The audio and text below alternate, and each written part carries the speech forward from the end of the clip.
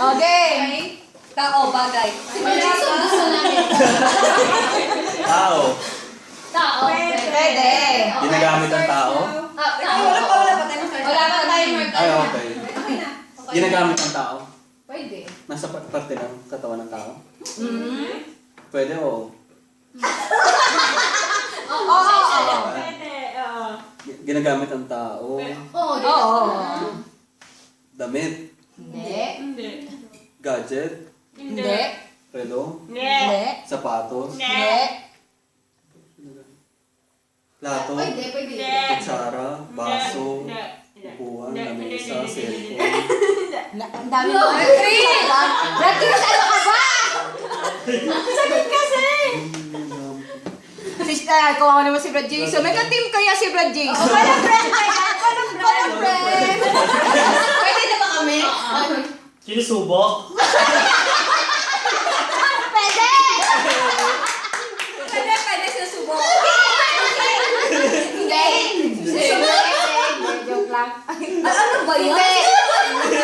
Hindi, kasi nagbibiro si Brad Chris. Sinusubo namin. Hindi. Proper noun? Common noun? Oh! Lugar. Hardin. Nakikita sa likod nyo. Hindi. Sabi niyo. Nakikita sa likod namin. Nakikita sa atin na yun. Sabi nakita mo. Carbonara, pagkain. Hindi. Bakit na nila Sinusubok? Bacon. Hindi. Nawala na kayo sa kategory. Nasa tao. Sa tao yun. Salin. Hindi. Sabo. Tao, bagay, hayop. Tao. Yan sa tao. Ulitin na kategory. Upuan. Hindi. Gamit pang... Hindi ginagamit. Sinusubok?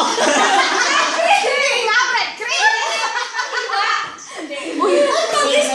Timer na. Timer done na. Ano ba naman yung mga Ang kulit niyo niya.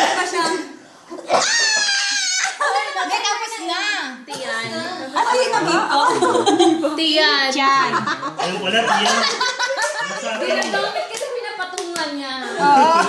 Pwede gamitin.